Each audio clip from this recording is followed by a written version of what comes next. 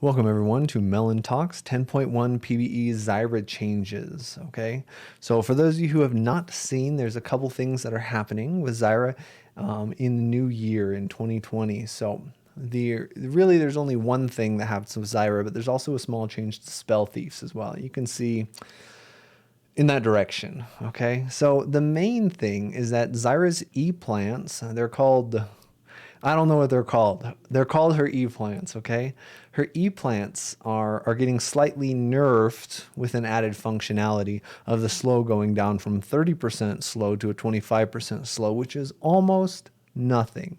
It is very negligible. This is honestly the only reason they are lowering it is probably because they wanted 50% for the stack and not 60%. I would not be surprised if that were it. Riot likes their nice numbers. So yeah, that's what's changing. So a slight nerf, the slow plants going from 30% to 25%. But then also they are adding this functionality. Previously, when you had multiple slow plants on a single target, it didn't do anything. It was essentially a waste. And you should only, and I always told people, make sure you only have one E plant because your second one is useless. May as well have your second one be a Q plant because Q plants have longer range. But now the slow from your E plants is going to be stacking, and it stacks twice. So if you have two E plants attacking the same person, they're going to, thank you, October, they're going to have a 50% slow on them, which is very, very big, especially if the champion doesn't have any dashes. Okay, so great against champions like Jinx or Jhin, I guess. Really good into Callista. Remember that movement speed slows also slow her attack speed. Not that anyone plays Callista right now. So I would summarize, I would say that this is basically an almost invisible nerf, but also a situational buff. An overall good thing for Zyra, this changes. It's not going to make her broken. It's not going to hurt her. It's a good thing that I think is interesting. It's an interesting change at the very least. As a side note with this, right? Still, sometimes you may want to do you may now want to do an EWW combo to get that max slow if they don't have dashes. Sometimes you might not. It's also very, very useful if you just have a ton of passive Cs that just happen to get spawned by your E. And then just another reminder, when you are using EWW, depending on, whenever you're using slow plants on a melee champion, remember that melee champions can one-shot your slow plants by basic attacking them. And of course, plenty of other things can one-shot your plants as well. So plants, your melee plants, your E plants have a range of 400, whereas almost every melee champion is 200 or less. Well, literally every melee champion is 200 range or less on their basic attacks, unless they have special things like Nasus Q and ult. He gets longer range. Wukong Q. There's a bunch of ways that they can empower their basic attacks to get longer range, but a typical, every normal basic attack from a melee champion is 200. So your E plant has range 400. A melee champion has a range of no more than 200.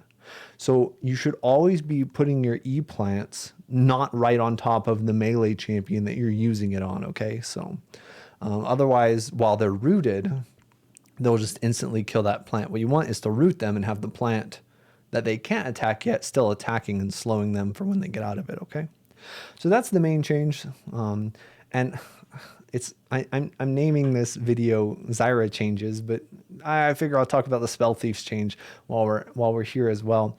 They are adding back in mana regen to the gold items, the mage gold item. Okay, so previously in last season, add 25 in last season. I can talk. Essentially, they're reverting to what they had last season, where the very first thing, Spell Thief's Edge, or whatever it's called, has 25% mana regen, and then Frostfang and beyond has 50% mana regen, which is what we had in Season 9, which is, again, great. It's wonderful. Losing mana on that item was pretty sad. We still don't have the CDR back. So we are still going to be missing that CDR from Frostfang that we had in Season 9, but it's still a good change. And then there's some nerfs to the fully upgraded 1,000 gold item of of AP and health. So a lot of people don't realize actually, but when you fully upgrade your gold item, when you finish that quest to get 1,000 gold, it gives you 60 AP, which is huge. And we are losing that. It's going down to 45. 60 going down to 45, and we're losing a little health, 150 on that going down to 100. And I just realized I do not have this on my notes, but they may have removed it.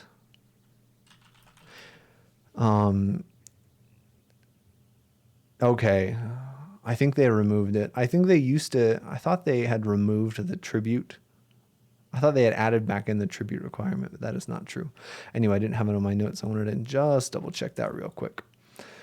Okay, so essentially what this means is that you're not really going to have mana issues in the mid and late game. You'll still have mana issues in the early game. 25% mana regen when you have your Spell Thief's Edge is nice, but you won't have as many mana issues in the early game. And theoretically, you shouldn't be spamming anyway. So kind of what this means, recently I've been going Presence of Mind a lot to really have a lot of mana in the mid and late game. Presence of Mind, if you don't know, every time you get an assist, you gain 100 mana permanently. Okay, 100 max mana, and you get some mana, and there's some other stuff, but that's the main thing that I was looking for. Every time you get a killer assist, your mana increases by 100 up to 5 times. So that would take care, Presence of Mind would take care of all your mana issues in the mid and late game. But now we don't really have mana issues in the mid and late game with this buff to Spell Thief's Edge, or change to Spell Thief's Edge, because it is a nerf to the other item. So I don't think I'll probably be going Presence of Mind as frequently. If you're worried about early game mana, you can still go Mana Flow Band, but even Mana Flow Band really only starts helping you in your first or second back. Because again, Mana Flow Band increases your maximum mana, but it doesn't give it to you when you're proccing it. So as soon as you back, you're going to have more mana than you used to. And then, of course, once you finish and get that full 250 extra mana from Mana Flow Band, then you do start getting mana regen based on your missing mana from Mana Flow Band. Okay. And again, as a reminder, if you are personally worried about mana issues, Fairy Charms are 125 gold, and they give mana regen, so it's pretty gold efficient. I don't really like that phrase on average, but it can be a good idea to just buy 1 or 2, or you can buy a Dark Seal as well. I think are all very solid purchases if you're worried about mana. I've been building Luden's Echo because it gives mana and CDR, which we lost both of those with the preseason 10 changes, and it's a really fun item. I recommend you try it out, see whether you like it or not. So the Spell Thief's changes are good. I don't think they're amazing.